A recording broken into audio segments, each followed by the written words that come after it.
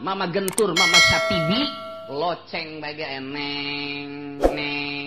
neng diharamkeun gunyana lantaran tasabuh jeung loceng Kristen kontreng tak Kristen teh lamun deuk asup ka gereja neng tah loceng eta aya di dinya sorana di loceng tasabuh jeung eta haram sanajan ditentang ku para ulama tetep bae nya nama haram teh kos kitu lantaran akur tasabuh jeung eta mama gentur mah haram bae geus kos kitu teh sanajan ulama kabeh nentang ja locengan tamah kos kitu mah aju ka belah dieuna mah locengna dipaling ku tukang es keliling tah tungtungna dipertanyakeun ai eta tukang es make kleneng haram apa henteu oge nya cenah teh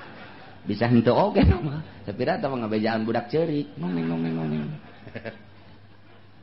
nah, jadi lamun hukum teh sing hade nu aya di ditu mah haram nu aya di dieu mah jadi henteu tuh kan itu baheula mah suara loceng bae dipermasalahkeun ku mama gentur sanajan mama kitu bakri mah henteu masalah loceng mah locengan suara ngadu doang di jerona coba ge deuleu cak mama bakri ieu beusi di dieu aya beusi make kenong tah di mana disetelkeun jam 12 naeknya na neng tah eta mah saukur ngabejat ja locengan loceng anu tongtreng nu haram ge tapi urang keur sakola SD mah baheula apa eta nu baheula mah keur zaman kula mah nang nyokot di gereja mana meureun eta atau di sado meureun kontreng ai kuari mah geus make bel tet ieu mah keur carita kos kitu suara nah dipermasalahkeun kabelah deuna alatul malai orkes haram tah mah mutlak tah mah kos kitu mah haram kuari mah para habaib jeung para ulama boga marawis ngan make gitar ditentang kul salah seorang pemuda bib kenapa itu kan ada gitar yang gede yang haram juga yang kecil mah enggak apa-apa cak pemuda oh yang kecil enggak apa-apa ya kagak apa-apa kecil kan ini mah mentak marawis baletik cak janat teu naon dia tolol jasa kunaon jadi karari itu hukuman teh. Ya Allah, ya Rabbi, berarti lamun bir segelas haram, berarti mun saeutik teh haram. Pan tolol eta kos itu. Jadi cek kiai teh cek kiai, kalau yang gede gitar Oma Irama itu haram. Ini kan kecil. Kunaon jadi karari itunya. Haram teh. Takwari mata suara gamelan. Eta tiapan haram, suling, tombur, kendang teh haram, plaklikuk, dug haram. Haram, nu mantak baheula adu kekuatan dalil, bedug ge haram sebab sarua jeung kendang. Ih, cek kiai henteu, bedug mangan sabelah. Bedug sabelah, lu haram ge dua talamun di dieu aya, bedug ge haram. Kulantaran sabelah tuh henteu. Mantap ulah tinggal teh beusi boga bedug di dieu aya haram eta sabelah bae geus eta henteu bedug ngaranna ge lain kendang henteu nanaon tah mah kos kitu mah tah berarti atuh rabana ge henteu nanaon sebab sabelah lamun dua mah pagon haram belah di aya haram tah ieu mah henteu nanaon mentak baheula betawian marhaba berjanji make eta kotak duduk di dieu ge osok pan baheula keur zaman Abah Haji Mahali mah henteu nanaon asal ulah make kecerek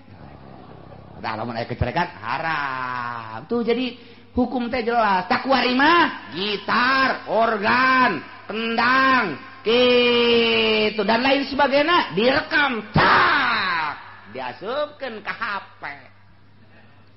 nu bogana kiai jeung ustad keur ngaji tong teng eta kiai tolol kiai goblok eta HP eta suara panggilna goblok atuh balik haram atuh jangan deuk haramkeun kumaha alatul malah hijanana ge eta mamawa di dieu hiji diceuli dua eta teu karasa pan eta kiai komo kieu nu sok ceramah mah eta pan jazz musikna ge di dieu rock and roll musikna ge ja hayang ya pede lah supaya percaya di gaulnya dan eta geus boga aya urang lembur mah dangdut ya kos gitu eta haram bego teu karasa mah di bejana dibawa mana eta kiai mana eta baheula mah siwak nu dibawa kuari mah HP ta eta teh karasa nu mantak haju pelepes elmuna kunaon eta teu sadar diri kurang introspeksi horeng dibabawa alatul malahi rekamanana dibabawa haram tah gitulah jadi mun nyaritakeun di akhir zaman kuari harare baheula mah anya loceng ku mama gentur dipermasalahkeun mama bakringah henteukeun sepeda eta mah teu aya locengan tamangan suara ngadu hungkul jang kitu ngajelaskeun jam 1 2 dan tidak lain sebagainya ya akhirna masalah tama masalah kabelah di nama alatul malahi direkam alatul malahi dangdut di kaset haram kiai rame-rame haram teh gadengikeun kaset dangdutan kaset musik haram geus sepakat teh baheula haram ngadengikeun musik rekaman haram kuari aya di HP kiai nu ngaharamkeun dek ngomong naon cenah ya haram leutik lah sabodo sia tuh sebab HP na ge cenah leutik kecuali HP nu gede kumaha sia bae atuh dek ka mana lompatna coba masyaallah nu mantak ilmuna pelepes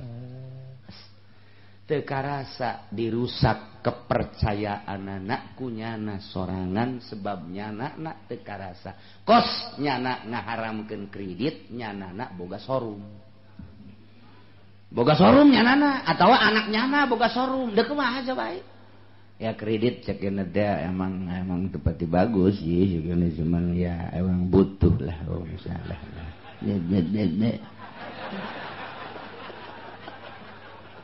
itu kudu jelas aya ngomongna tadi rusak kunyana kene atuh ayahna bae tapak kreditan ustad kiai santri tapak aing mah teu hayang saeutik-eutik aja aya televisi tapak tina televisi sanajan aya mangpaatna loba madarat teu hayang aing mah lebih cinta ka Gusti Allah dibanding jeung karamean-karamean cenah cak batur ortodok leg-leg ku sia kemodernan lawas datang ka mana sia usum HP teu hayang aing mah cenah butuh tinggal butuh aing mah mung sebab madaratna loba jasa dan lain sebagainya teu hayang we kakarak ilmuna cak Allah berarti saya berat ka aing lain berat ka BlackBerry berarti saya itu kuat kepercaya ke diri lah lu ngarusak na ilmuna mah gede tah eta teu karasa ku urang makin waro diri urang makin tinggi kepercayaan urang jeung keyakinan urang ka Gusti Allah sinar bakal kaciri tinggal kitu bae tah dia lain teu bararisa Fathul Muin Fathul Wahab segala bugia jeung ikna teh kadang di luar kepala tapi jelema teu percaya sama sekali kepercayaanna dirusak ku dirina sorangan akibat kaharaman paharamanana kunyana teu digubah